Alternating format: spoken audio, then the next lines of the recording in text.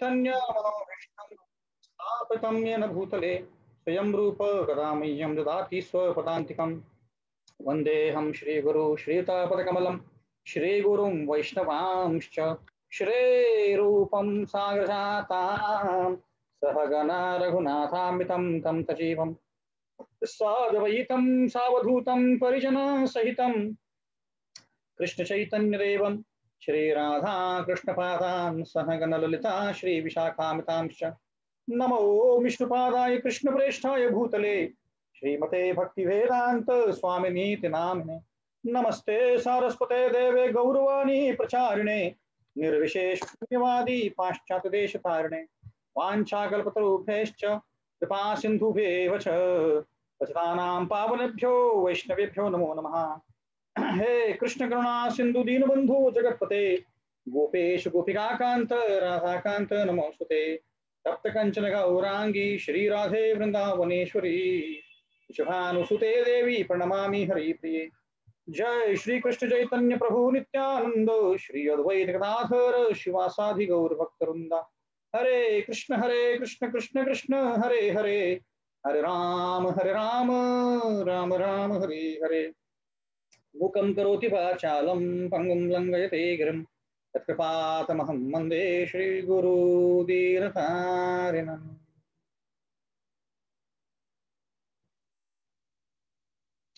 हरे कृष्णा। मेरी आवाज ठीक से आ रही है?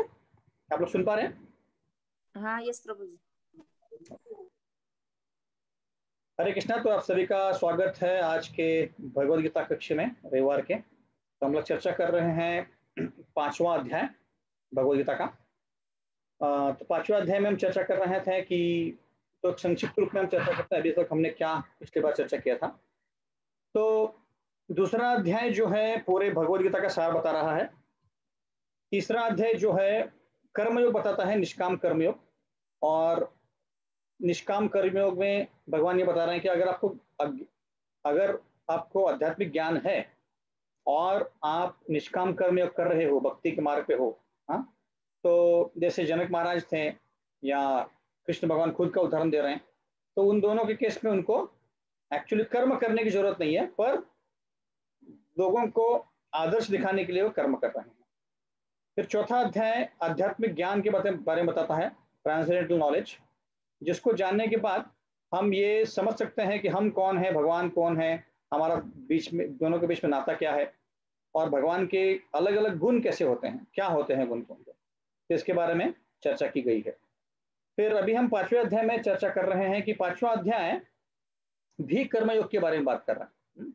तो हमने चर्चा की थी कि कैसे तीसरे अध्याय और 5वें अध्याय में फर्क है। कोई बता सकता है कि हमने क्या चर्चा की थी, क्या फर्क है दोनों के बीच में?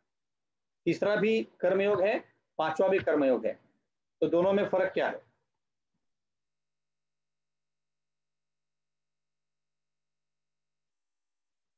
कोई बताना चाहेगा?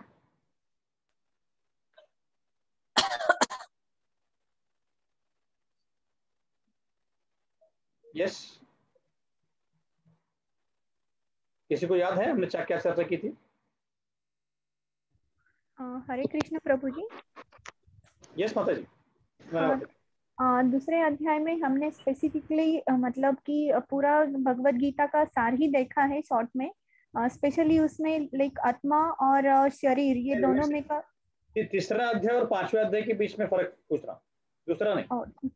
अच्छा अच्छा अच्छा। तीसरे हरे कृष्णा प्रभु जी। यस कल्पना जी। प्रभु जी, आपने कहा था ये इम्पोर्टेंट टॉपिक है कर्म के ऊपर, इसलिए भगवान ने 2 बार रिपीट किया है इसको। ओके ओके, बहुत अच्छे, बहुत महत्वपूर्ण टॉपिक है इसलिए भगवान ने रिपीट किया है। ओके, और एक पॉइंट था, और कोई बता, तो किसी को याद है? और एक पॉइंट था। हरे कृष्णा प्रभु जी। यस मालती माता जी। हाँ, जैसे सांगितलं आहे की भक्तिभावित कर्म हे शुष्क मानसिक तर्कवादापेक्षा अधिक चांगले आहे। हाँ, तो वो तो तीसरे अध्याय में बताया, माता जी बोल रही कि आणि म्हणजे भक्ती याची काय म्हणते कशी दिव्य असल्यामुळे मनुष्याची कर्मबंधनातून मुक्तता होते। ओके ओके, ठीक है, ये भी तीसरे अध्याय में बताया है। तीसरे अध्याय में संन्यास, त्याग और कर्म के बारे में कंपैरिजन किया है। तीसरे अध्याय में कर्म ज्यादा आसान है निष्काम कर्म करना, त्याग करने से, संन्यास लेने से, ये बताया है। और इसमें भी यही बताया है। पर तो फर्क क्या है? एक फर्क तो माता जी ने बताया, कल्पना माता जी ने। प्रभु ये अश्विनी माता जी, बाहरी वैराग्य के बारे में बताया है कि हमारा वैराग्य संसार में गृहस्थ रहकर भी किस तरह से हमें वैराग्य होना चाहिए। ओके ओके ठीक है। और एक पॉइंट को मैं देख रहा हूँ, और वो अगर आगे आ जाए तो फिर हम आगे बढ़ सकते हैं।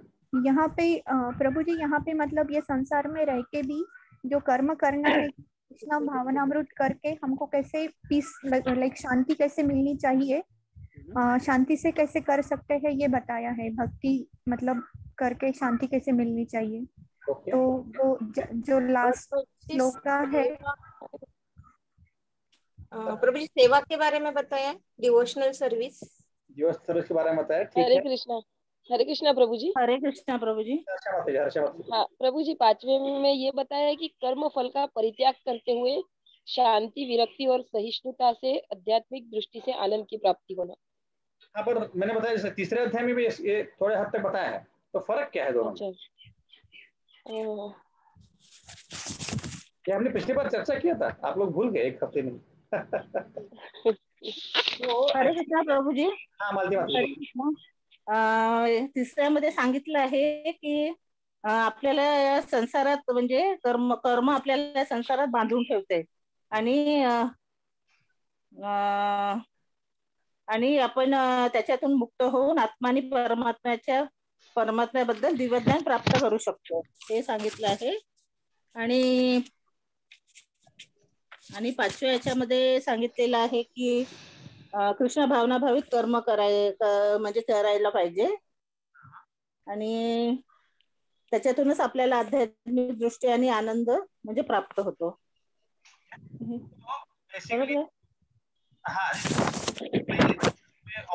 आवाज नहीं आ रही प्रभु जी। आवाज नहीं आ रही? हाँ थोड़ा सा। मेरी आवाज नहीं आ रही? बैकग्राउंड में थोड़ा आवाज आ रहा है, डिस्टर्बेंस आ रहा है बैकग्राउंड में कि नहीं आ रहा? अभी ठीक है। आवाज धीमी आ रही। नहीं, एक कोई बता सकता है? अभी ठीक है प्रभु, अभी ठीक है ना? ओके ठीक है। अगर मेरी आवाज नहीं आ रही तो बताइए, क्योंकि मेरी खिड़की खुली है, तो अगर डिस्टर्बेंस आ रहा है तो मैं बंद कर सकता हूँ, बट अगर डिस्टर्बेंस आ रहा है तभी। तो एक्चुअली क्या है, आप लोग सबने जो पॉइंट बताए वो सब सही है, पर तीसरे अध्याय में भी काफी हद तक भगवान यही बताते हैं कि कर्मयोग क्या है, निष्काम कर्मयोग क्या है, कैसे हम इस भौतिक जगत से छुटकारा पाके आध्यात्मिक जगत जा सकते हैं। अपने कर्म करते करते हम कैसे इस भव बंधन से मुक्त हो सकते हैं, है ना? इसके बारे में भगवान ने तीसरे अध्याय में बताया। अब 5वें अध्याय का मूल यह है कि जैसे कल्पना माता जी ने बताया कि कर्म का ये जो पहले 6 अध्याय हैं, ये कर्म के ऊपर ज्यादा फोकस है इनका, है ना?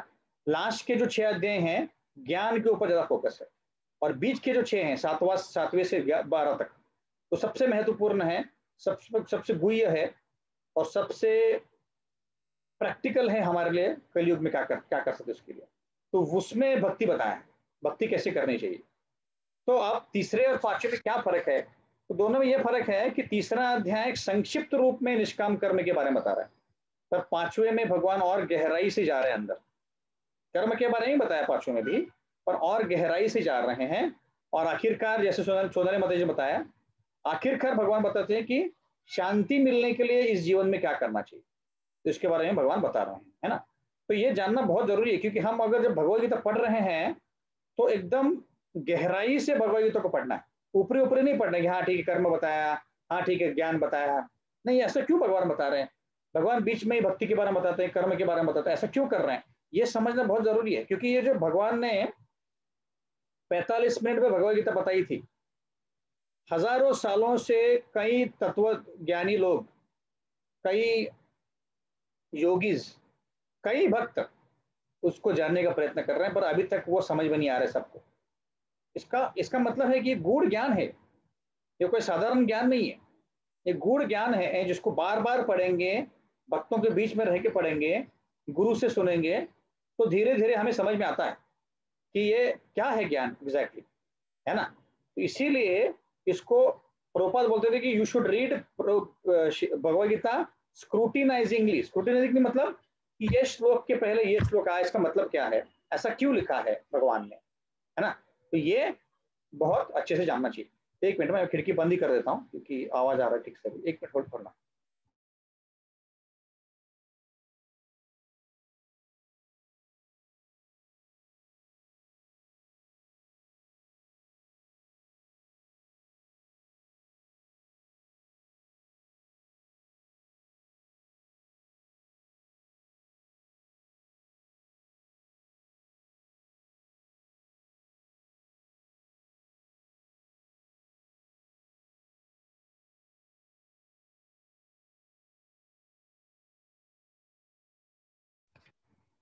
तो मैं बता रहा था कि ये जो ज्ञान है भगवान ने जो भगवद गीता में दिया गया है, ये गुह्य ज्ञान है।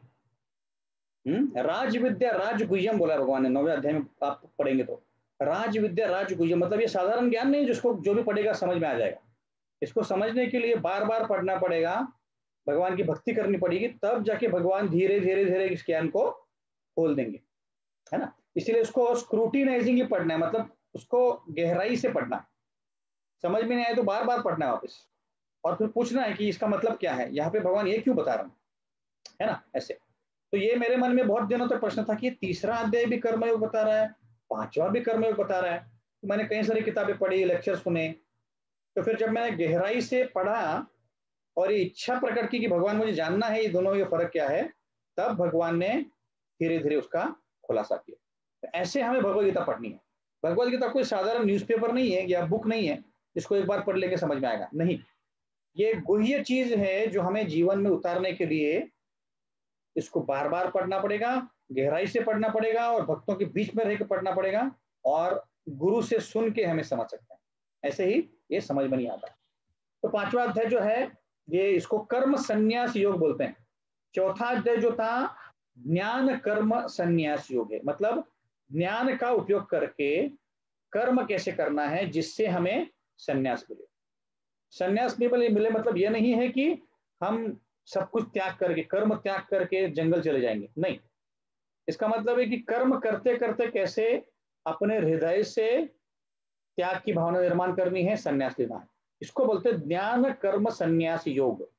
ज्ञान का उपयोग करके कर्म करते जाना है अपने, और उस कर्म करते करते अपने हृदय में जो अटैचमेंट्स हैं, आसक्ति है, उसको धीरे धीरे कम करना है। सबको समझ में आ रहा है। चौथा अध्याय जो था ज्ञान के बारे में था। तो ज्ञान क्या था? आध्यात्मिक ज्ञान। कौन सा आध्यात्मिक ज्ञान? हम कौन है, भगवान कौन है, भगवान के जन्म और कर्म कैसे हैं, भगवान इस दूत भूतल पे अवतरित क्यों होते हैं, और फिर वो अवतरित होकर करते क्या है, ये है आध्यात्मिक ज्ञान। और फिर उस ज्ञान का उपयोग करके अपने जीवन में उतार के धीरे धीरे कर्म कैसे करना है ये जानना, मतलब ज्ञान कर्म संन्यास योग उसको बोलते हैं, चौथा अध्याय। अब पांचवा अध्याय है कर्म संन्यास योग। मतलब क्या? इसलिए प्रभुपाद उसको बोलते हैं कर्म yoga action in Krishna consciousness. मतलब कर्म करते करते धीरे धीरे हमारे हृदय में जो भी कलमश है, जो आसक्ति है चीजों से, उसको धीरे धीरे निकालना है। इसीलिए संन्यास बोला है। कर्म करते करते संन्यास लेना है, कर्म से संन्यास नहीं लेना है। दोनों में फर्क है। कर्म से संन्यास मतलब क्या? कर्म बंद कर दो, सब कुछ छोड़ के जंगल चले जाओ या मंदिर चले जाओ, उसको बोलते कर्म से संन्यास। पर कर्म करते करते संन्यास मतलब अपने कर्म करते रहो, हरे कृष्ण महामंत्र जप करते रहो, और हृदय में जो भावना है कि ये मेरा है, आसक्ति जो है, उसको निकालना है। उसको बोलते हैं कर्म संन्यास योग, पांचवा अध्याय। तो इसमें बताया है कि त्याग, अभी तक चौथा अध्याय तक अर्जुन को यह भावना थी कि त्याग या रिनंसिएशन या संन्यास और कर्म ये दोनों ही एग्जैक्टली अपोजिट है। जैसे कि खासकर हम देखते हैं सोसाइटी में लोगों की यही धारणा है। लोगों को लगता है कि या तो हम त्याग कर सकते सबका, ये ब्रह्मचर्य जैसा, या तो हम क्या कर सकते हैं, या तो हम कर्म कर सकते हैं, है ना। यही दो भावना होती है, इसीलिए कंफ्यूज हो रहा है अर्जुन। तो अर्जुन को 41वें श्लोक में, चौथे अध्याय के 41वें श्लोक में भगवान ज्ञान के बारे में बता रहे हैं और त्याग के बारे में बता रहे हैं। और फिर दूसरे ही श्लोक में 42वें श्लोक में भगवान बताते तो उठो उत्तिष्ठ अर्जुना और फाइट करो, युद्ध करो, ऐसे बोल रहे हैं। तो अर्जुन अभी कंफ्यूज हो रहा है वापस, जैसे तीसरे अध्याय में कंफ्यूज हो गए तो वैसे 5वें अध्याय में भी कंफ्यूज हो रहे हैं कि भाई एक जगह बोलते हो कि त्याग करो और एक जगह बोल रहे हो तुम कर्म करो, मुझे करना क्या है, ठीक से बताओ मुझे कृष्ण, ऐसे अर्जुन पूछ रहे हैं इसके पहले श्लोक में। तो अभी हम 5वें अध्याय के श्लोक रिसाइट करते हैं और फिर पहले 10 श्लोक रिसाइट करेंगे, उसके बाद चर्चा को आरंभ करेंगे। तो 5वां और 6ठा अध्याय थोड़ा समझने के लिए इतना आसान नहीं है, तो इसलिए आप ध्यान दीजिए और मैं इसलिए रिपीट कर रहा हूँ 2-3 बार ताकि हम अच्छे से उसको समझ सकें। खासकर 6ठा अध्याय भी थोड़ा सा डिफिकल्ट है। फिर उसके बाद 7वें अध्याय से 12वें अध्याय एकदम अच्छे से अध्याय, क्योंकि सब में भक्ति है, तो उसमें बहुत अच्छे से हम समझ सकेंगे। बट 5वां और 6ठा थोड़ा सा डिफिकल्ट है, स्पेशली मुझे डिफिकल्ट जाता है, हो सकता है कि आपको आसान जाए। पहला श्लोक 5वें अध्याय का, अर्जुन उवाच संन्यासं कर्मणां कृष्ण पुनर्योगं च संशसि यच्छ्रेय एतयोरेकं तन्मे ब्रीहि सुनिश्चितम्। अर्जुन बोल रहे हैं कृष्ण पहले तो आप मुझे बोलते हैं कि सब कुछ त्याग कर दो, फिर वापस बोलते हैं कर्म करो, उठो युद्ध करो बोलते हो, और ऐसे युद्ध करो कि मैंने बताया इसलिए भक्ति में युद्ध करो। तो मुझे कुछ समझ में नहीं आ रहा है कि इसमें से अच्छा क्या है मेरे लिए। यह श्रेय रेतो रेका मतलब सबसे श्रेयस्कृत, सबसे अच्छी चीज मेरे लिए क्या है, आप प्लीज मुझे बताइए। श्री भगवान उवाच संन्यस्य कर्मयोगश्च निःश्रेयस्य करावुभौ तयस्तु कर्म संन्यासात् कर्मयोग विशिष्यते। भगवान बता रहे हैं कि काम का त्याग करना, कर्म का त्याग करना और भक्ति में कर्म करना, संन्यास कर्मयोग, हाँ, दोनों भी मोक्ष के लिए सही है, दोनों भी अच्छे हैं। पर दोनों में से बेटर पूछोगे तो भक्ति के साथ साथ कर्म करना सबसे बेटर है। वो क्यों, भगवान आगे बताएंगे। पहले 6 श्लोक इसके बारे में चर्चा कर रहा हूं। ज्ञेयस नित्य सन्यासी यो न द्वेष्टि न कांक्षति निर्द्वंद्वो हि महाबाहो सुखम बंधात् प्रमुच्यते। जो किसी से बैर नहीं करता है, जिसे से घृणा नहीं करता है और कोई भी फल की इच्छा नहीं रखता है, मतलब जो फल मिलता है उसकी घृणा नहीं करता है और उसको इच्छा भी नहीं करता है, वो सन्यासी या त्यागी बोलते हैं उसको। ऐसे व्यक्ति को द्वंद्व से कोई लेना देना नहीं है, वो द्वंद्व में फंसता नहीं है, ये अच्छा ये बुरा है, ये अच्छा व्यक्ति, ये मित्र है मेरा, ये दुश्मन है। जैसे प्रहलाद महाराज थे, वो किसी से बैर नहीं करते थे और वो द्वंद्व में नहीं फंसे थे।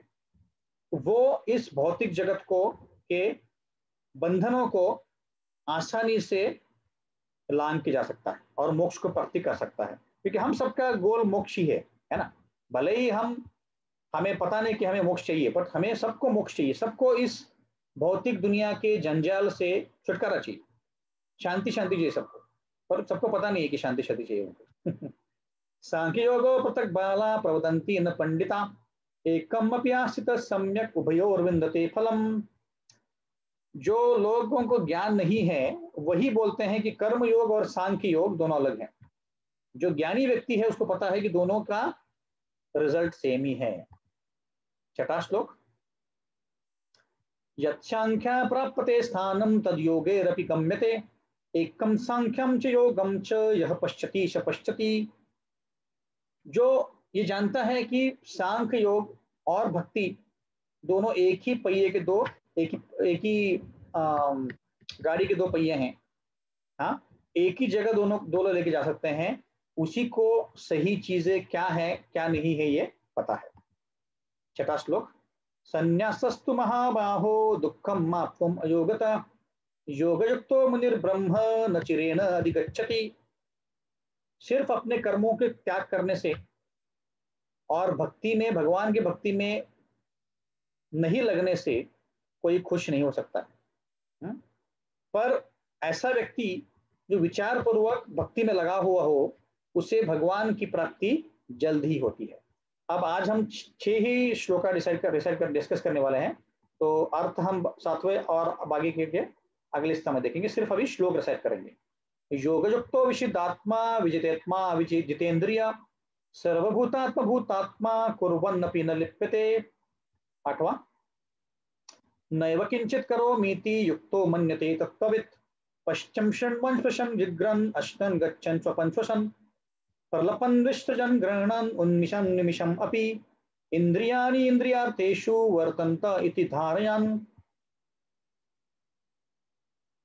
ब्रह्मण्यादाय कर्माणि संगं त्यक्त्वा करोति च लिप्यते न स पापेन पद्मपत्रं विवाम्बसा। ओके, 10 श्लोक हो गए। तो अभी पहले श्लोक में अर्जुन पूछ रहे हैं कि मुझे क्या करना चाहिए। तो इसमें 2 चीजें पता चलती है कि लोगों की जो धारणा है कि सब कुछ त्याग करना चाहिए भक्ति के लिए, या तो कर्म करने चाहिए, बीच वाला कोई प्रोसेस नहीं है, ऐसे लोगों को लगता है ना। जैसे मैं बता रहा था पहले कभी कि जब मैंने भक्ति चालू की थी 12-13 साल पहले, 2008 की बात है, तो हमारे इन-लॉज आए थे यूके में, जहाँ पे मेरी छोटी बेटी पैदा हुई है। तो तभी मैंने भगवद गीता पढ़ना चालू किया था 2008 में, और मैं 15 दिन में एक बार ऐसे ही सत्संग में जाता था। तो मेरी जो मदर इन लॉ थी, तो मेरी वाइफ को बोलती थी कि अरे ये अभी भगवद गीता पढ़ना चालू किया इसने, ये वैरागी बन जाएगा, सब कुछ त्याग करके अभी घर छोड़ के चले जाएगा, तुम देखना तुम। तो ऐसे बोलती थी। पर एक्चुअली सब कुछ त्याग करके जाना इतना आसान नहीं है, ये बार बार हम चर्चा कर चुके हैं इसके बारे में। तो इसीलिए हमें ये समझना है कि भक्ति करना मतलब सब कुछ त्याग करके, घर त्याग करके कहीं जाना है, ऐसी बात नहीं है। घर रह के भी हम भक्ति कर सकते हैं। घर रह के भी हम कर्म करते करते, जॉब करते करते, घर के काम करते करते हम भक्ति कर सकते हैं। सब कुछ त्यागने की कोई जरूरत नहीं। भगवान तो इनफैक्ट बोल रहे हैं कि आप 3रे अध्याय में देखेंगे कि भगवान खुद बोल रहे हैं कि स्वधर्मम अपि चावेक्ष निर्विकम्पितम् अर्हसि, 4थे अध्याय में, 3रे अध्याय में सॉरी, कि खुद के कर्म करो, दूसरों के कर्म की इमिटेट मत करो। खुद के कर्म करना बहुत जरूरी है। इसलिए भगवान खुद ही बता रहे हैं कि कर्म करना बहुत जरूरी है। तो इसीलिए ये दोनों जो रास्ते हैं ये अलग नहीं हैं, एक तरह से एक ही लक्ष्य की तरफ लेके जाते हैं। पर लोगों का मिसअंडरस्टैंडिंग है, गलत फहमी है कि लोगों को लगता है कि नहीं, भक्ति करना मतलब सब कुछ त्याग कर देना, सब कुछ त्याग करके। जैसे हम 2008 में जब चर्चा करते थे भगवद गीता के ऊपर, तो एक मित्र हमारे बोलते थे कि उनका एक रिलेटिव था, नौजवान युवक था, 25-30 साल का। अब उसके मन में क्या हो गया पता नहीं, अपने अकेले माता पिता को छोड़ के वो हिमालय चले गया, वाराणसी चले गया, हरिद्वार चले गया, और वापस घर आए नहीं। तो यही व्यक्ति, हमारे मित्र जो थे, वो मुझे बार बार पूछते थे, मुझे मतलब उस प्रोग्राम में पूछते थे कि ये गलत नहीं है क्या, कोई व्यक्ति अगर घर बार छोड़ के चले जाए तो ये गलत नहीं है क्या। तो एक जगह यहाँ पे भगवान बोल रहे हैं कि त्याग और कर्म 2 अलग अलग रास्ते हैं, मतलब एक ही रास्ते के 2 पहलू हैं, और उनका लक्ष्य वही है, राइट। तो ये सही है कि गलत है कि अगर कोई घर छोड़ के मंदिर चले जाए, आश्रम में भर्ती हो जाए, या हिमालय चले जाए, तो ये सही है कि गलत है। तो ऐसा कोई एक आंसर नहीं है, पर उसका उत्तर यह है कि घर पे रह के भी कोई भक्ति कर सकता है। इसका जरूरी नहीं कि आप हिमालय में जाके भक्ति करो, क्योंकि कलयुग में सारे लोग हिमालय में नहीं रह सकते, है ना, और हिमालय में जाके रहना इतना आसान भी नहीं है। तो भगवान ने बहुत सीधा साधा तरीका बताया, घर में रहो, कर्म करो, अपने बच्चों का पालन करो, उनके लिए जो चाहिए दो, और फिर भगवान का नामस्मरण करो, भगवद गीता पढ़ो, सत्संग अटेंड करो, बस आपको और कुछ करने की जरूरत नहीं है ना। उसके साथ साथ जो व्यक्तियों को त्याग करना है, उनको जाना है वृंदावन, मथुरा, हिमालय, वो भी जा सकते हैं, वो भी अपने भक्ति में आगे बढ़ सकते हैं। तो दोनों रास्ते खुले हैं, ऐसा कुछ नहीं है कि एक ही रास्ता खुला है, दोनों रास्ते वही लेके जाते हैं। पर जो त्याग वाला रास्ता है, ज्ञान वाला रास्ता है, कठिन है, क्योंकि सब कुछ त्याग करके हमें अगर आगे बढ़ना है तो उसमें बहुत समय लगता है। और हमारा जो मूल नेचर है, स्वभाव है कि हमें आत्मा जो एक्टिव होती है, तो उस स्वभाव में हम अगर सब कुछ त्याग कर देंगे तो हम इतनी आसानी से रह नहीं पाएंगे। इसलिए भगवान बोलते हैं कि कर्म करते करते कर सकते हो। इसलिए आप देखेंगे तो भगवद गीता अलग अलग आपको चॉइसेस देती है, अलग अलग आपको पर्याय देती है जो आपको चुनना है। भगवद गीता ये नहीं बोलती कि नहीं तुम सब कुछ छोड़ के मेरे पास आ जाओ या तुम एक ही चीज करो, नहीं। भगवद गीता इतनी, क्या बोल सकते हैं उसको, ब्रॉड है, मतलब इतनी ज्यादा उसमें ऑप्शंस हैं कि आपको जो चाहिए आप ले सकते हो। जैसे 12वें अध्याय में भगवान बोलते हैं अर्जुन को कि तुमको अगर भक्ति कर सकते हो तो सब कुछ त्याग करके मेरी भक्ति करो, अगर वो नहीं कर सकते हो तो कम से कम मेरे लिए कर्म करो, निष्काम कर्म। वो नहीं कर सकते हो तो कम से कम कर्म करो और उसके फल मुझे दो। वो भी नहीं कर सकते हो तो सकाम कर्म करो, कर्म पाने के लिए मेरे पास आओ, मेरी भक्ति करो, पर फल का अपेक्षा करते रहो।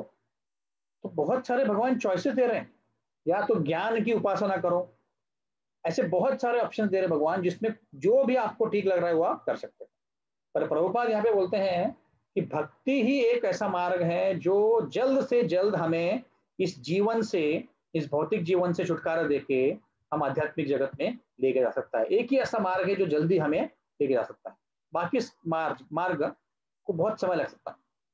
हमने योगा लैडर में देखा था पहले 3रे अध्याय में कि कैसे एक आस्तिक जो एथिस्ट व्यक्ति है, जो भगवान में बिल्कुल मानता नहीं है, ऐसे व्यक्ति को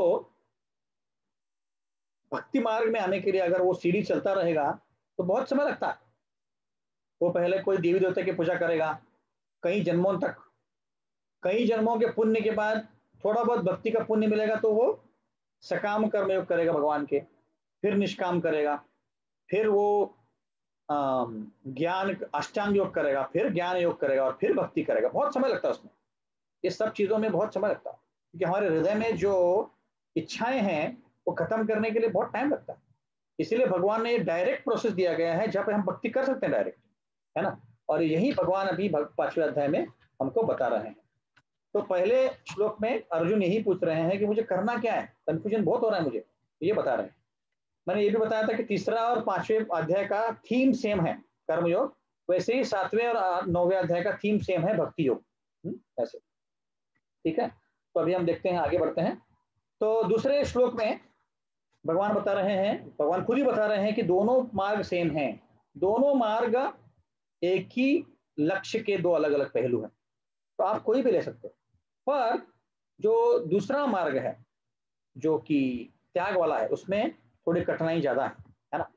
तो अभी हम दूसरे अध्याय के दूसरे श्लोक के 5वें अध्याय के दूसरे श्लोक के परपर्ट में प्रभुपाद जो भागवतम का श्लोक कोट करते हैं उसके बारे में थोड़ा पढ़ेंगे।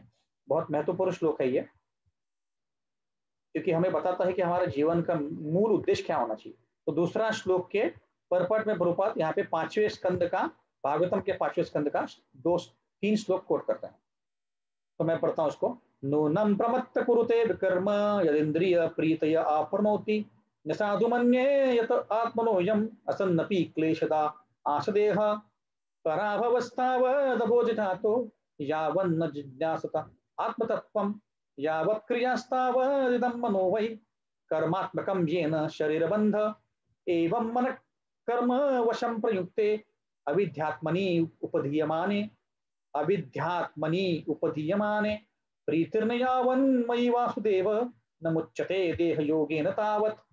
अब इन तीनों श्लोकों का अर्थ क्या है? नूनम प्रमत्तम कुरुते विकर्ण, मतलब क्या कि लोग आजकल क्या पहले से इंद्रिय तृप्ति करने के लिए एकदम पागल है। पागल है मतलब क्या? कुछ भी करने के लिए तैयार, इंद्रिय तृप्ति करने के लिए कुछ भी करेंगे।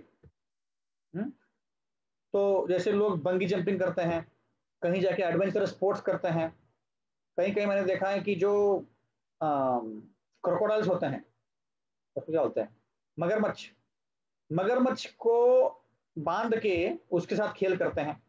हाँ, तो ऐसे सभी कर्म करते हैं, ऐसे कोई कार्य करते हैं जिससे उनको लगता है कि कुछ एंजॉय मिल रहा है, उनको एंजॉय करने के लिए मिल रहा है। लोग बोलते हैं ना कि चलो एंजॉय करने चलते हैं। तो लोग सेंस ग्रेटिफिकेशन, इंद्रिय तृप्ति करने के लिए पागल हो गए हैं। क्यों?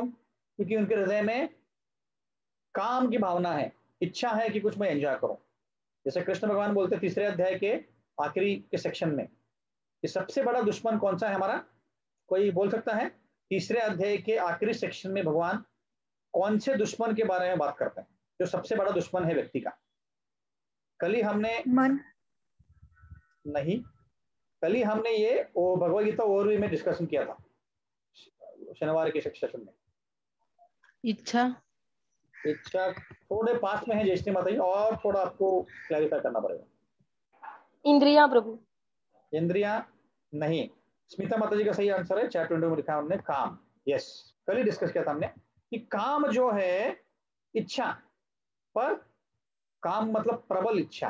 काम का मतलब ये नहीं सिर्फ कि वो सेक्सुअल डिजायर्स, नहीं, कामुक भावनाएं नहीं, काम मतलब कोई भी तीव्र इच्छा। तो तीसरे अध्याय में भगवान 36वें श्लोक में बता रहे हैं, काम एष क्रोधेश रजोगुण समुद्भव महाशनो महापाप्मा विद्येनि वैरिणा।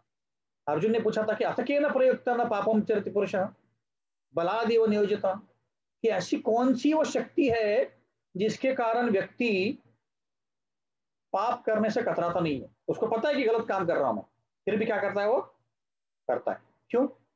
क्योंकि उसके मन में जो काम की भावना है ना, तो उसको पाप करने के लिए प्रवृत्त करती है। इसीलिए आजकल देखेंगे आप तो लोग पाप करने के लिए कुछ भी करेंगे, एंजॉय करने के लिए कुछ भी करेंगे। तो आप अगर देखेंगे यूट्यूब पे सर्च मारेंगे तो क्रोकोडाइल मतलब मगरमच्छ के बहुत सारे वीडियोज मिलेंगे, जहां पे लोग उनको ऐसे तालाब में अपने पूल में बांध कर रखते हैं और उनके साथ अलग अलग प्रकार के खेल करते हैं, और कब वो मगरमच्छ पागल हो जाए और उसको काट ले पता नहीं। तो ऐसे ही लोग इतना प्रमत्त हो गए हैं इंद्रिय तृप्ति करने के लिए, एंजॉय करने के लिए, कि उनको पता नहीं चलता है कि ये जीवन कब अंत होने वाला है, जब कब अंत होगा ये जीवन। और उनको ये अज्ञान जो है, अज्ञान इस दुनिया में उनको बांध के रखता है। उनको ये नहीं पता चलता कि ये जो दुनिया है इतनी उसमें प्रॉब्लम्स है, मिजरीज है इसमें, कि ये उनको पता ही नहीं चलता। कि मुझे लगता है कि हाँ सब यहाँ पे एंजॉय करने के लिए, यहाँ पे जो शरीर है, ये शरीर इतने वेदना देता है, कभी हाथ दर्द करेगा, कभी दांत दर्द करेगा, कभी आंख दर्द करेगा, कुछ ना कुछ शरीर का अंग जो है हमें परेशान करता रहता है, पर हमें पता नहीं चलता कि क्यों ऐसा हो रहा है। हमें लगता है कि नॉर्मल है, तो डॉक्टर के पास जाएंगे ठीक हो जाएगा, पर ये भगवान की तरफ से हमारे लिए एक सिग्नल है कि उठो जागो, जीव जागो, जीव जागो, गौर चांद बोले, जीव जागो, तुम इस निद्रा से जागो, तुम इस खोटी आशा से यहाँ पे बैठे हो कि वैसा बोलता ना इंग्लिश में, होप फॉर द होप, कि मुझे कभी ना कभी तो एंजॉय करने मिलेगा। पर ऐसा नहीं है, ये दुखल है, मशाश्वतम है, यहाँ पे कोई भी एंजॉय नहीं कर सकता है। तो जब तक व्यक्ति अपना खुद का अस्तित्व जानता नहीं कि मैं कौन हूं, मैं इस दुनिया में क्यों आया हूं, ये मुझे इतने प्रॉब्लम्स क्यों आ रहे लाइफ में, तब तक वो व्यक्ति इसी भ्रम में रहेगा कि मुझे यहाँ पे कोई ना कुछ चीज एंजॉय करने मिलने वाली है। जब तक उसको पता नहीं चलता कि मेरा परम लक्ष्य क्या है, जो भौतिक जगत में से बाहर निकलना है, तब तक उसको पता नहीं चलता है कि मैं क्यों यहाँ पे अटका हूँ, है ना। तो ऐसे श्रील प्रभुपाद इस परपट में बता रहे हैं कि इस इंद्र तृप्ति की भावना से हमें बाहर निकलना है, एंजॉयमेंट की टेंडेंसी से हमें बाहर निकलना है। क्योंकि हर क्षण जो हम इंद्र तृप्ति में लगाएंगे, आप मूवी देख रहे हो, आप जो व्यक्ति दारू पीते हैं, जो व्यक्ति सिगरेट पीते हैं, जो भी एंजॉय कर रहे हैं, हर कोई कार्य उनको इस कर्म बंधन में फंसा रहा।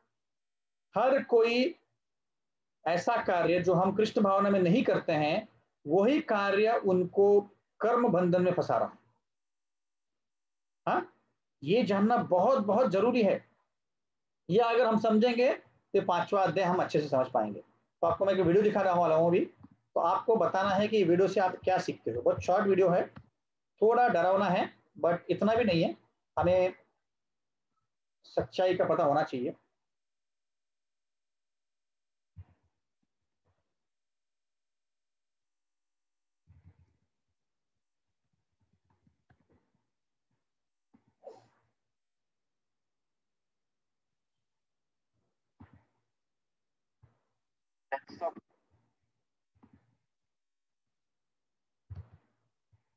तो आपको ये वीडियो से बताना है कि इससे आप क्या सीखते हो, ठीक है।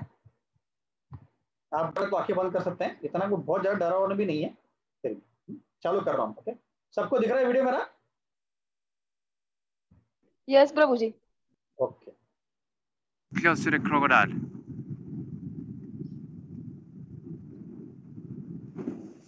Oh. Oh! Oh!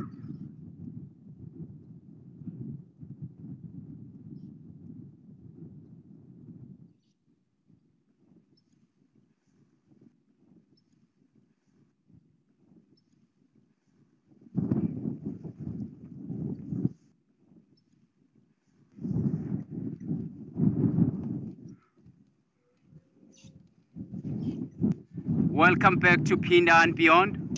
Unfortunately, we have lost one of the young male cub from the crocodile. It went to drink just on the edge of the water. And you see now the mom, she's walking away. तो आप सबने देखिए video, तब आपको मुझे बताना है कि आपने क्या सीखा है इस वीडियो से। हम क्या सीखते हैं अपने जीवन के लिए?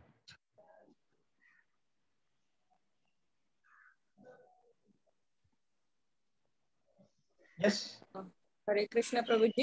ये चेष्टा माता जी, अश्विनी माता जी। हाँ, समझने की कोशिश किए कि हम भी इसी तरह से अपने भोगों में, ऐसे ही संसार के भोगों में रहते हैं, और काल भी हमारे ऊपर ऐसे अचानक से झड़प लेता है। करेक्ट। ये समझने का मैंने प्रयास। Okay, very good. और कोई बात बोल सकता है? हरे कृष्ण। ये सुना है माता जी। हाँ प्रभु जी, वो मतलब मेल जो चीता था वो अपने सबको छोड़ के अकेले पानी पीने के लिए गया। मतलब एक तो एसोसिएशन छोड़ा उसने, अकेले गया। और दूसरी बात की मतलब इग्नोरेंस में था कि उसने ध्यान नहीं दिया, अलर्ट नहीं था कि पानी में पानी के जानवर भी रह सकते हैं। मतलब अलग तरीके से देखा जाए तो सेंस ऑब्जेक्ट भी रह सकता है, या फिर प्रॉब्लम भी रह सकता है, खतरा भी रह सकता है। तो वो अलर्ट नहीं था और उसने पानी पीने के लिए गया, तो वो मतलब उसको अपना जान गवा बैठा। तो फिर इट्स काइंड ऑफ प्रलोभन में वो अटक गया, ऐसा सोच सकते हैं। ठीक है, थैंक यू। और कोई बोलना चाहेगा? नमस्कार प्रभु जी। मुझे वीडियो से ये देखने मिला कि जैसे क्रोकोडाइल पानी में शक्तिशाली होता है, तो उसने अपनी शक्ति जो है वो पानी के बाहर न आके पानी के अंदर अपनी शक्ति दिखाई। अगर वो पानी के बाहर रहता तो चीता उसके ऊपर अटैक कर देता, और वो पानी में शक्तिशाली था इसके लिए उसने चीते पे वार कर दिया। Okay, thank you, thank you. और कोई बोलना चाहेगा?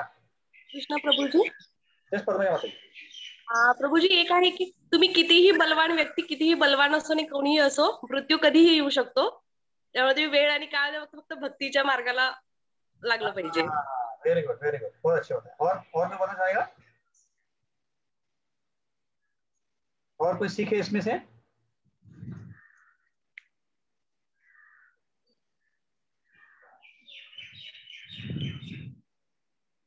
ओके, तो सबका एनालिसिस सही था।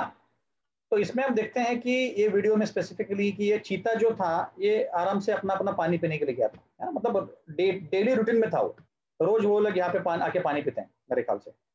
तो पानी पीने के लिए था, उसको डर भी था एक्चुअली, क्योंकि वो पानी में देख रहा था कि कुछ आ रहा है कि नहीं, है ना। पर जैसे कई लोगों ने बोला कि वो अपने अपने ही कार्य में इतना मग्न था कि उसको समझ में नहीं आया कि काल कब आ गया, कब मृत्यु उसकी आई उसके पास, उसको समझ में नहीं आया। तो वैसे ही हमारे जीवन में भी हम अपने ही धुन में, अपने ही फैमिली में, अपने ही कर्म में इतने धुन रहते हैं, और हमें फिर पता नहीं चलता है कि एक दिन झट से मृत्यु आती है और हमें ले जाती है। और जिसको हम बोलते हैं कि मेरी फैमिली है, मेरा जॉब है, ये मेरा घर है, ये मेरी कार है, ये मेरा सब कुछ सामान है, एक क्षण में ही वो खत्म हो जाता है, राइट। अब जनरली हिंदू संस्कृति में ऐसे बोलते हैं कि मृत्यु के बारे में चर्चा नहीं करनी चाहिए, पर ये सबसे क्या बोलते हैं, this is the ultimate truth. ये सत्य चीज है, यही एक सत्य है। इनफैक्ट ये एक ही सत्य है जो हमें पता है घटित होने वाला है। बाकी तो हम बोल ही नहीं सकते कि क्या होने वाला है जिंदगी में, पर ये एक ऐसा सच है जो घटित होने वाला है, इतना पक्का है। तो इसीलिए, और इसके बारे में हम चर्चा ही नहीं करते, तो इसलिए शिला प्रभुपाद बोलते हैं कि ISKCON movement is not a living movement, it doesn't tell you how to live, कैसे जिंदा रहना ये नहीं बताता है, कैसे मरना है ये बताता है, क्योंकि जिस तरह से हम मरेंगे उस तरह से हमारा अगला जीवन मिलेगा। कैसे? भगवान बोलते हैं यम यम वापि स्मरण भावम तजते विंति कलेवरम तम तम एवैति कौन्तेय सदा तद्भाव भाविता। जो चीज तुम मरते समय याद करोगे वही को तुम पाओगे। अगर हम अपने घर को याद करेंगे, अरे मेरा घर, उसी घर में आप कीड़े मकोड़े बन के आ सकते हो। आप अपनी बीवी को, अपने पति को याद करोगे तो आप वैसे ही बनोगे अगले जीवन में। तो इसलिए भगवान बोलते हैं कि कभी भी गारंटी नहीं है हमारा मृत्यु कब हो सकता है। और इससे हम समझते थे वीडियो से कि ये चीते को पता ही नहीं था कि मेरा मृत्यु आने वाला है। और जो क्रोकोडाइल था, मगरमच्छ था, इतना एक्सपर्ट होता है वो कि वो पानी में के अंदर रह के उसको बाहर का सब दिखता है और वो बिल्कुल भी भनक भी नहीं लगने देता किसी को। वैसे ही मृत्यु का है। मृत्यु आपको एडवांस नोटिस नहीं देने वाली कि हाँ भाई मैं 1 महीने के बाद आने वाला हूँ, तैयार रहो। नहीं, एक क्षण में आएगी। अब कितने सारे भक्तों के साथ, कितने सारे लोगों के साथ हुआ ऐसे। कितने नौजवान युवक हैं 30-35 के हैं जिनको कोरोना होके उनको जाना पड़ा, शरीर छोड़ के जाना पड़ा उनको कोई एडवांस नोटिस नहीं मिलेगा। उनको कभी लगा भी नहीं होगा कि अरे ये तो बूढ़ों को होता है, ऐसा लग रहा होगा, पर उनको हुआ ऐसे। तो इससे हम समझ सकते हैं कि हम जो इंद्रिय तृप्ति के पीछे भाग रहे हैं, अरे मुझे एंजॉय करना है, मुझे मूवी देखना है, मुझे ये करना है, वो करना है, इसको हमने कंट्रोल करना चाहिए। भगवान बता रहे हैं इस 5वें अध्याय में बता रहे हैं, नूनम प्रमत्तम। प्रमत्तम मतलब एकदम जोरदार इच्छा, प्रमत्त से हम एंजॉय करने का प्रयत्न कर रहे हैं। पर भगवान इन सारी चीजों से, कोरोना से हमको ये सीख मिलनी चाहिए कि हमारा भी नंबर कभी भी लग सकता है। इनफैक्ट रोज हमें सुबह याद करना चाहिए कि मेरा नंबर आज लग सकता है। नेगेटिवली नहीं, पॉजिटिवली, कि आज नंबर लग सकता है, इसलिए मैं अच्छे से जप करूंगा, अच्छे से भगवद गीता पढ़ूंगा, सबके साथ अच्छा व्यवहार करूंगा, सबके लिए भला सोचूंगा और सबके साथ सबका अच्छे कराऊंगा। ये अगर हम रोज सोचेंगे तो हमारा जीवन कल्याण हो जाएगा।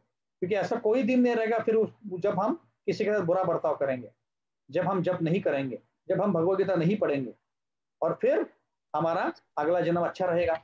और हो सकता है कि हम भगवान कृष्ण को याद करेंगे इसी जीवन में मरते समय, और फिर हमें गोलोक का धाम का निवास मिले। हो सकता है, ऐसा जरूरी नहीं कि हमने अभी शुरुआत की इसका मतलब ये नहीं कि हम नहीं कर सकते हैं। तो इसीलिए शिला प्रभुपाद यहाँ पे बता रहे हैं कि ऐसे सिचुएशन में हमें भगवान की भक्ति करते करते करते हमारा जीवन आगे बढ़ाना है। इसीलिए हमें सीरियसली लेना है भक्ति को, कि हम कम से कम 16 माला करें, कम से कम रोज भगवद गीता पढ़े आधा घंटा या 15 मिनट, जो भी हमको समय मिलता है उसमें, और भगवान को याद करें और सत्संग करें। ये हमें करना चाहिए। हाँ, तो कितना भी हम सोशल सर्विस कर लें, कितना भी हम फैमिली के लिए कर रहे हैं, कितना भी हम खुद के लिए कर लें, पर भगवान कृष्ण के लिए अगर प्रीति उत्पन्न नहीं होती है तो हमारा जीवन का कुछ लक्ष्य का फायदा नहीं। ऐसे भागवतम में एक श्लोक आता है जहाँ पे बताया गया है कि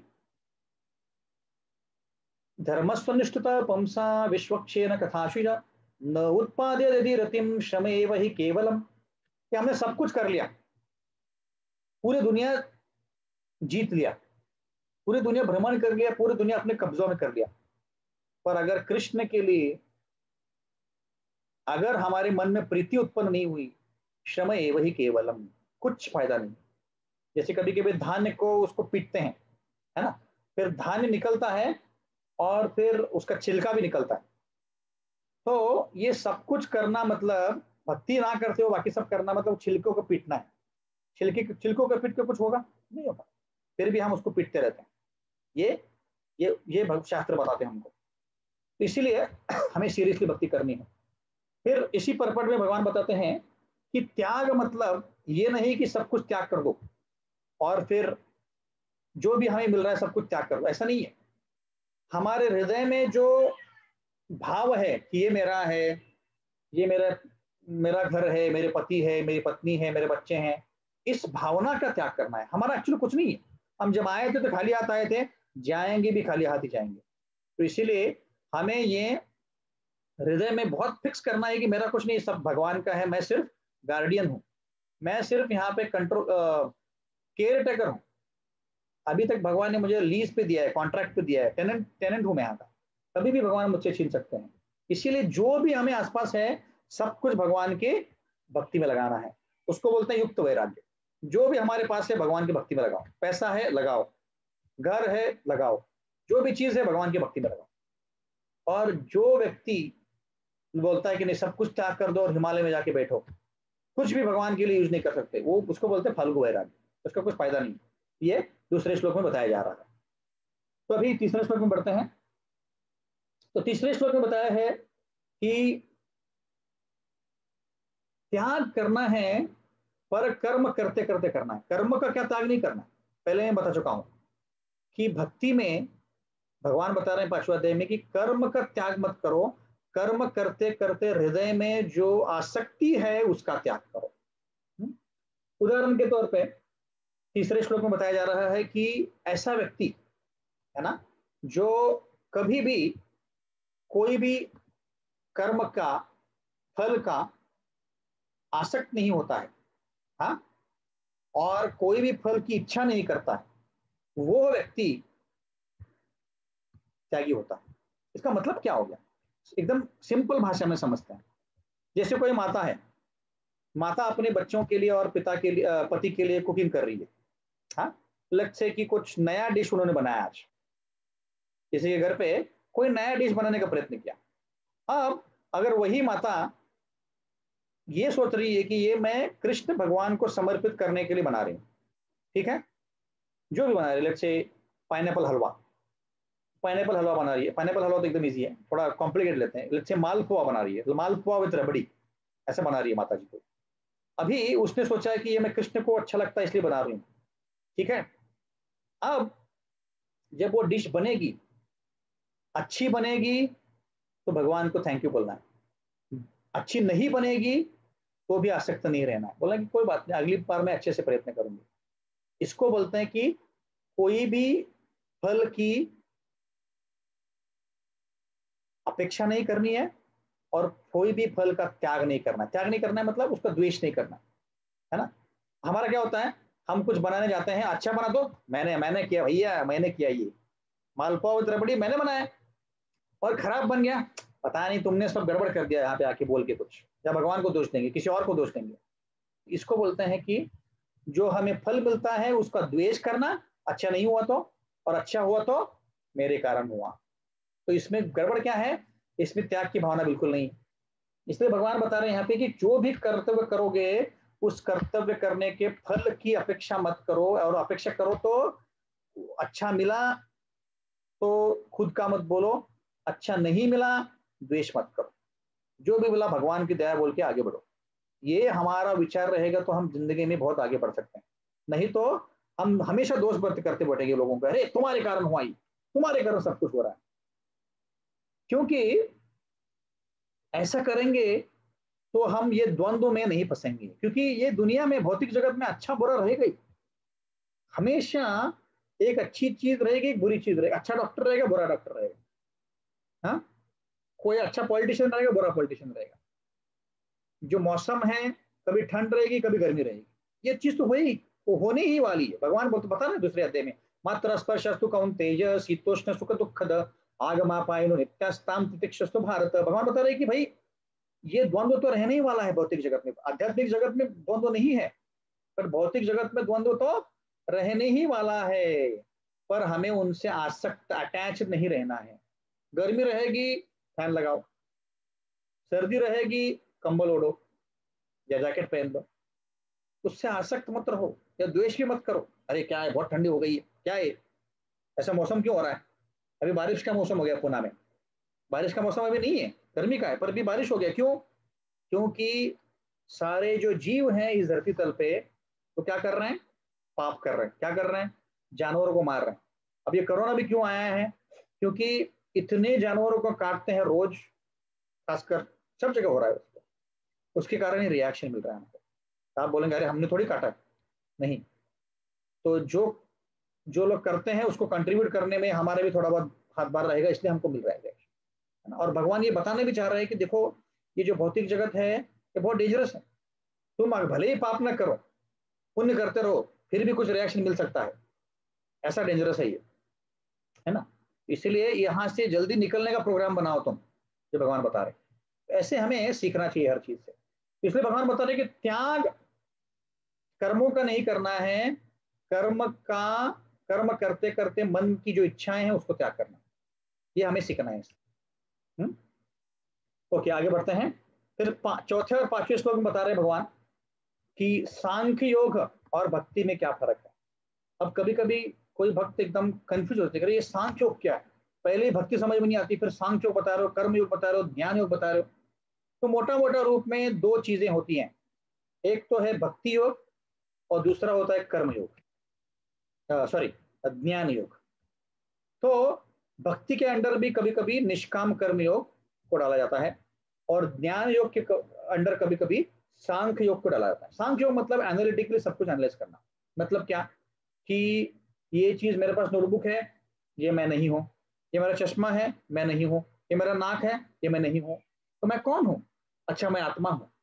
अच्छा, मेरे आसपास जो है क्या है, भगवान कौन है? ऐसा एनालिसिस करके ज्ञान के साथ उसकी पुष्टि करना कि मैं कौन हूं, इसको बोलते हैं सांख्य योग।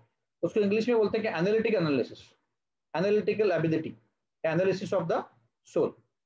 ये जो भगवान ने दूसरे अध्याय में 11 से 30वें श्लोक तक बताया है, 11 नहीं 16 से 30वें तक, राइट। 11 से शुरुआत की उन्होंने, बट एक्चुअल में जाके वो 12वें श्लोक से बता रहे हैं, 12वें श्लोक से 21 तक। उसको analytical study of Bhagavad Gita बोलते हैं, एनालिटिकल स्टडी ऑफ सोल बोलते हैं, सॉरी। तो ये सांख्य योग है।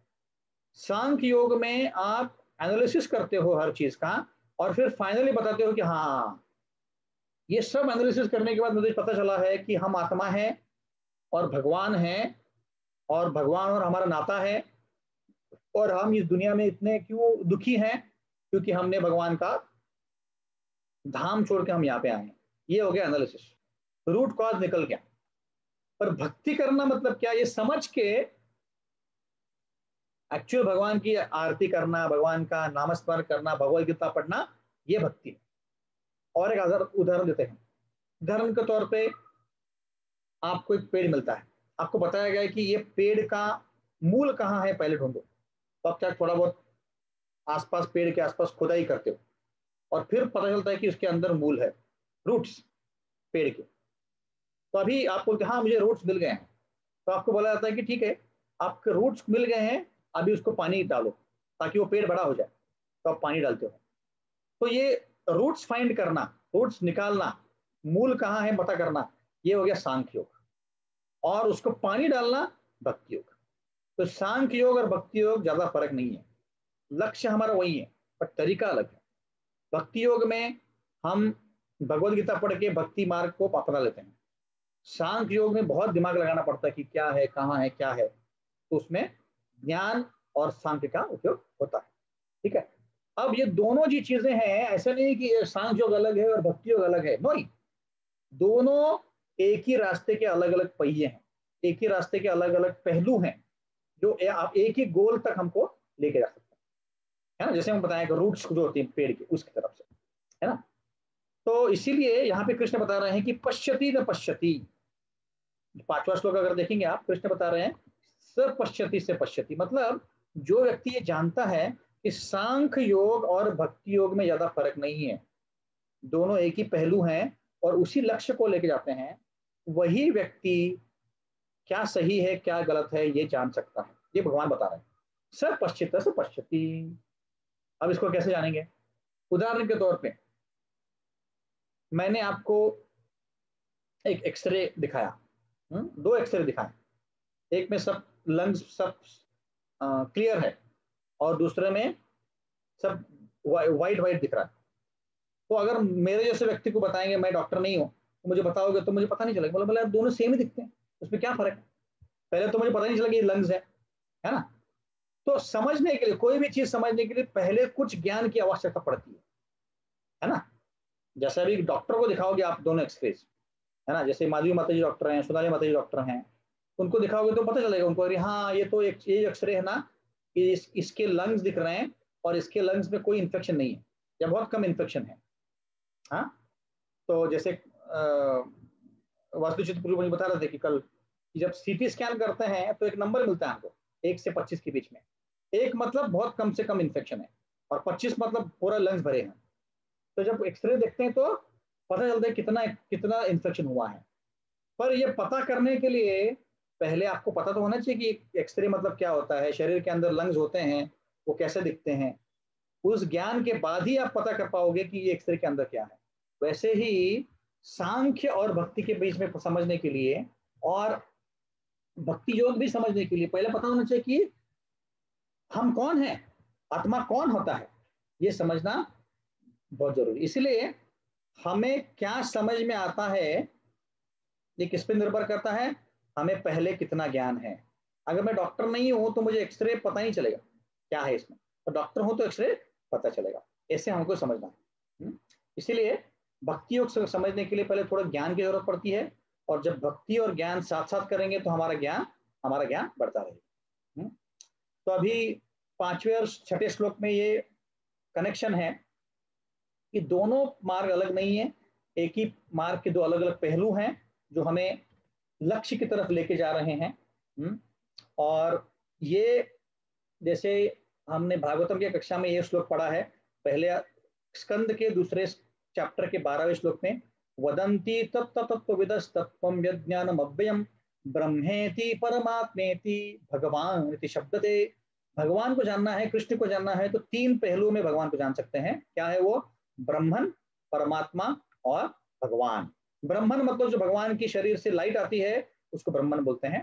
तो मायावादी लोग क्या करते हैं, इस ब्रह्मन को समझने का प्रयत्न करते हैं, उसमें उनको मर्ज होना होता है, उनको उसमें विलीन होना होता है। दूसरा लेवल है परमात्मा, हर एक के हृदय में परमात्मा है, तो इनको समझने के लिए परमात्मा के ऊपर अष्टांग योग करना पड़ता है, ध्यान करना पड़ता है। और सबसे ऊंचा स्तर है भगवान का, जो ओरिजिनल मूल स्वरूप में कृष्ण भगवान है, जो गोलक वृंदावन में वास करते हैं, जिनके 2 हाथ हैं, वो मुरली बजाते हैं, उनका सांवला सा रंग है और टेढ़े खड़े हैं वो, क्योंकि वो टेढ़े हैं, और उनके मोर पंख है। बरहा पीड़म नटवर वपुकर्ण यो कर्णिकारम बिभ्रतवास कनक कपिशम वैजंतीम च मालाम रंद्राम वेणुरधर सूदया पूरयन् गोपवृंदे वृंदारण्यम सपदरमणम प्राविशा गीत कीर्ते। भागवत में श्लोक आता है जो गोपियां गा रही हैं कि ऐसा कृष्ण जो 2 हाथ हैं, उसके 2 पैर हैं, टेढ़ा खड़ा हुआ है, मुरली बजा रहा है, उसने मोर पंख पहना हुआ है, उसके जो आंखें हैं एकदम कमल के पत्ते के जैसे हैं, उसके जो होंठ हैं बिंब फ्रूट जैसे हैं, उसके जो दांत हैं एकदम मोती जैसे हैं, ऐसा उसका वर्णन दे रहे हैं, है ना। तो ये भगवान का स्वरूप है, जो मूल भगवान है, जहां से सब कुछ निर्मित हुई है, ये उनका स्वरूप है ना। तो ये 3 लेवल हो गए समझने के लिए। बट जो मायावादी होते हैं लोग, वो क्या करते हैं, वो भगवान को समझने के बजाय क्या बोलते हैं कि सब कुछ विलीन होने वाला है ब्रह्म ज्योति में, ऐसे भगवान अगर कोई नहीं, ऐसा बोलते हैं, है ना। तो ये 6ठे श्लोक में बताया गया है कि अगर सिर्फ कोई त्याग करता है, त्याग त्याग त्याग बोलता है, सब कुछ त्याग कर रहा है, तो उसके जीवन में बहुत कष्ट आते हैं, क्योंकि फिर वो जिंदा जीवन अच्छे से जी नहीं पाएगा। पर जब हम भक्ति करते हैं तो हमारे पास जो भी है हम भगवान कृष्ण के लिए अर्पण करते हैं, तो हम अच्छे से भक्ति कर पाएंगे।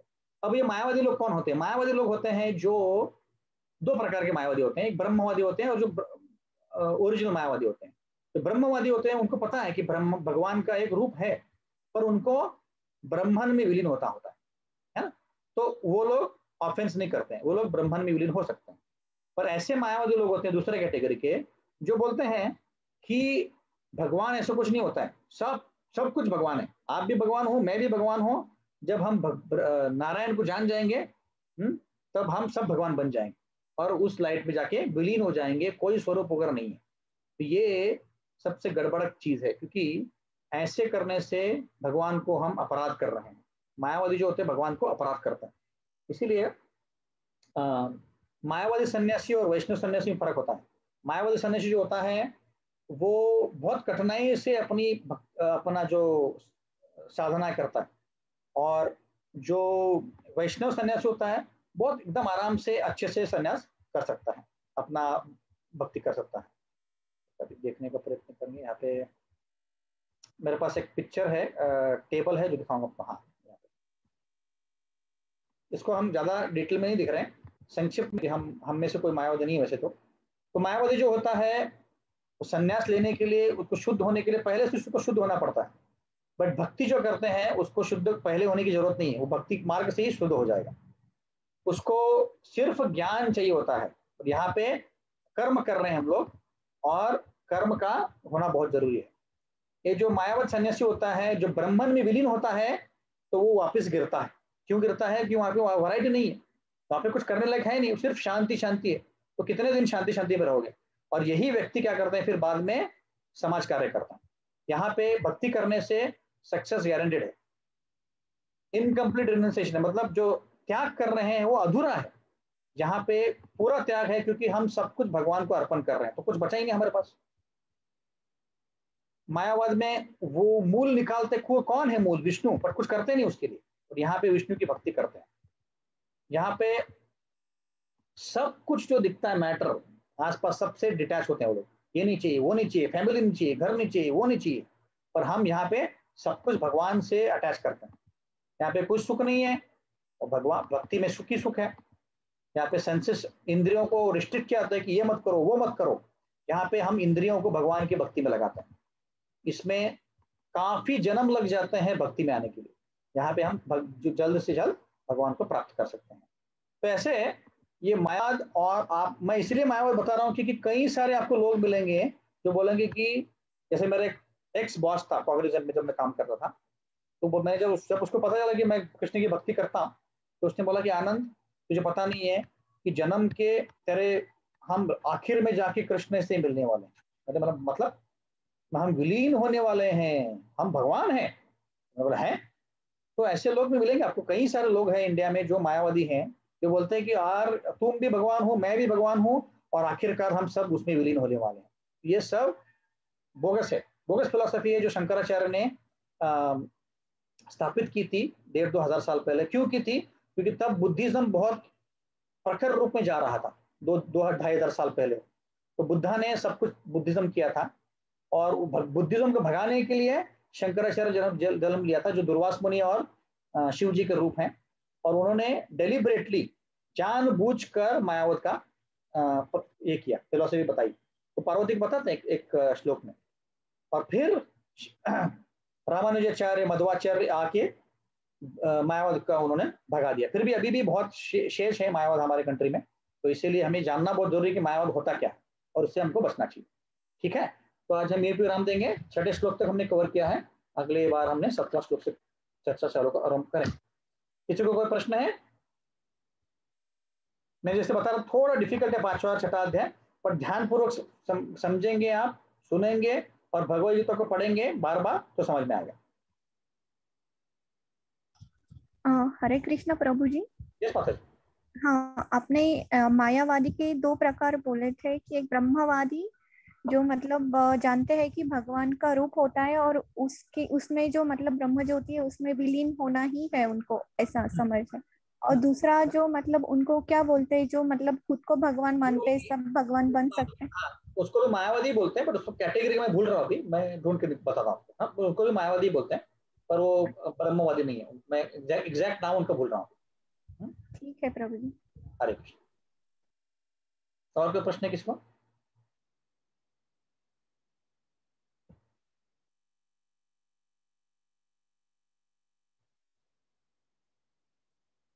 हरे कृष्णा प्रभु जी। यस माता जी।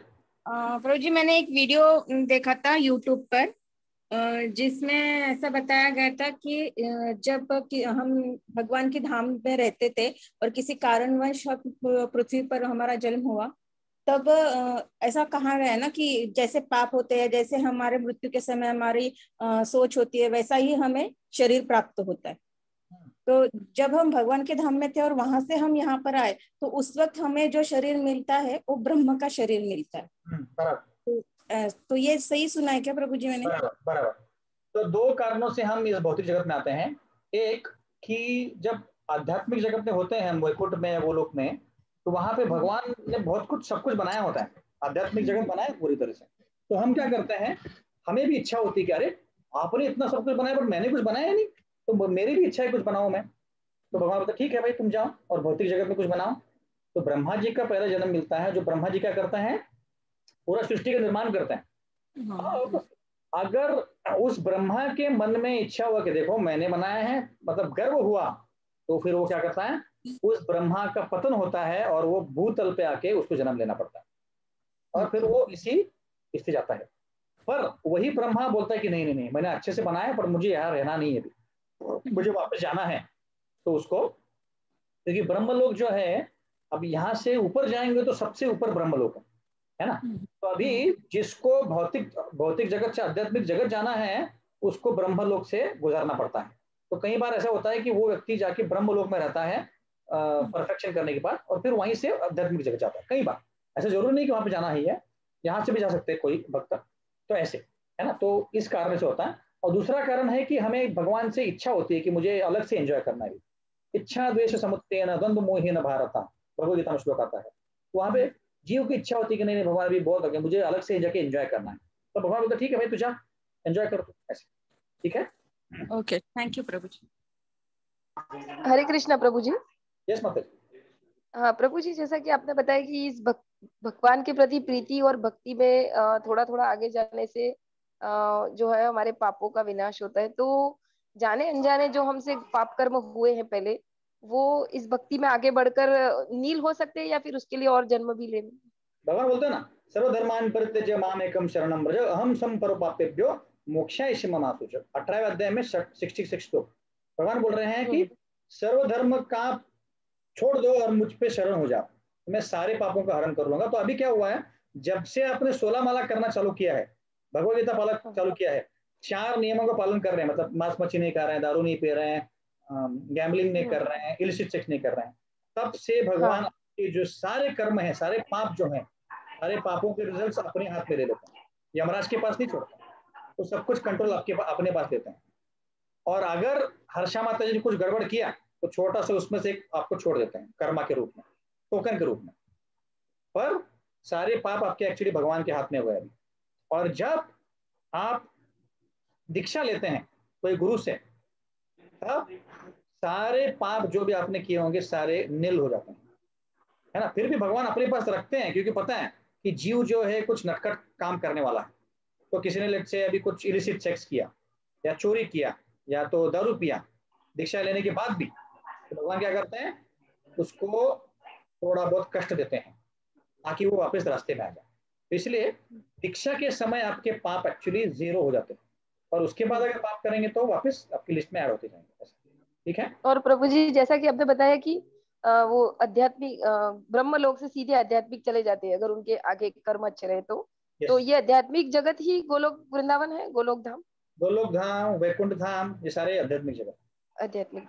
और प्रभु जी जैसे इसके लिए एक प्रोसेस है, जैसे हम शुरुआत नाम से करते हैं, भगवान के नाम जब से, तो फिर नाम रूप गुण और लीला।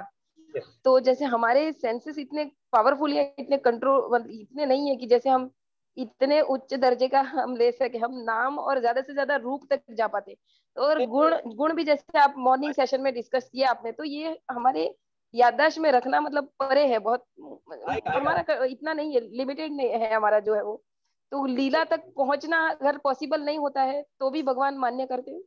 यस यस, नाम में सब कुछ इंक्लूड है। मतलब जब आप हरे कृष्णा बोल रहे हो, हरे राम बोल रहे हो, उसमें नाम है, रूप है, गुण है, लीला है, पर आपको अभी वो मैनिफेस्ट नहीं हुआ है, मतलब आपको अभी तक वो दिखाया नहीं है ना।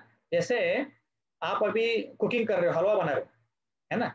अब हलवा बनाने के पहले रवा है, घी है, दूध है, जो भी आप यूज करते हो, और शक्कर है, चारों चीजें हैं, और इलायची पाउडर भी है आप और यूज करते हो, तो सब कुछ है, पाइनएप्पल भी है उसमें, पर अभी तक आपने बनाया नहीं है। वैसे ही नाम में सब कुछ प्रस्तुत है, पर आपको अभी तक वो प्रस्तुत नहीं किया, आपको अभी तक वो ओपन नहीं किया, क्योंकि हमारे अभी तक कलमश जो है हृदय में वो खत्म नहीं हुआ। तो जैसे जैसे हमारे कलमश खुलते जाते हैं, निकलते जाते हैं, वैसे भगवान धीरे धीरे अपने को प्रस्तुत करते हैं। तो जब ये शुद्ध भक्त जो होते हैं, जैसे हरिदास ठाकुर, शिला प्रभुपाद, जब वो नाम लेते हैं हरे कृष्णा, तो उनको सब कुछ दिखता है, नाम रूप गुण लीला सब कुछ, है ना। ये है उसमें, हमें अभी तक वो भगवान ने इंट्रोड्यूस नहीं किया है, उसको मैनिफेस्ट नहीं किया। ठीक है। ओके, और कोई प्रश्न है? Thank you.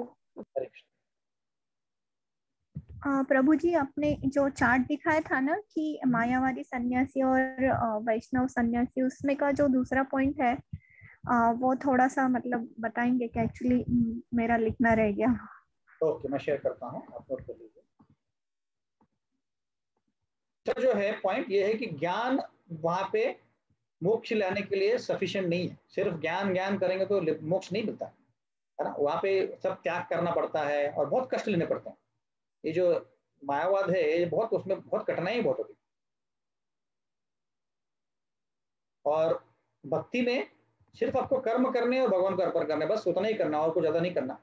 और भगवद गीता पढ़ते पढ़ते धीरे धीरे ज्ञान की प्राप्ति करनी है बस। ठीक है। हाँ प्रभु जी, थैंक यू प्रभु जी। हरे कृष्ण। और कोई प्रश्न है? इसीलिए प्रभु जी भगवत गीता में एक श्लोक है ना, भक्त्या माम अभिजानाति, यानी ज्ञानी और कर्मी भी नहीं जान पाएंगे पर भक्त लोग जान लेंगे। यस यस, इसीलिए भगवान अर्जुन को बता रहे हैं भगवद गीता के बारे में। ठीक है। तो पद्मजा माता जी का रिक्वेस्ट है कि हम शिक्षाष्टक के बारे में बताएं। तो अभी समय कम है हमारे पास, क्योंकि मेरा और एक सेशन है 6 बजे। तो हम माता जी अगले सेशन से या तो फ्राइडे के जो जपा सेशन में हम चर्चा करेंगे उसके बारे में। ठीक है। तो मैं संक्षिप्त में इतना ही बताता हूँ कि चैतन्य महाप्रभु जो कृष्ण खुद ही हैं, उन्होंने 8 श्लोका लिखे थे जिनको हम शिक्षाष्टकम बोलते हैं, जो एक 8 रूप इसमें है, श्लोकों के रूप में है, जिसको रोज हमें पढ़ना चाहिए। और हम इसको विस्तार में चर्चा करने वाले हैं, अलग से हम क्लासेस लेने वाले हैं भगवद गीता के में ही 10-15 मिनट हम उसके ऊपर फोकस करने वाले हैं, क्योंकि इसमें सारा कुछ दिया हुआ है कि हमें क्या क्या करना है। तो हम इसके ऊपर काफी अच्छे से समय बिताने वाले हैं। अगले सेशन से या उसके अगले सेशन से हम शुरुआत करेंगे। ठीक है। ठीक है। कुछ अनाउंसमेंट वासुदेव प्रभु के कुछ अनाउंसमेंट्स है तो प्लीज रुकिए। हरे कृष्ण।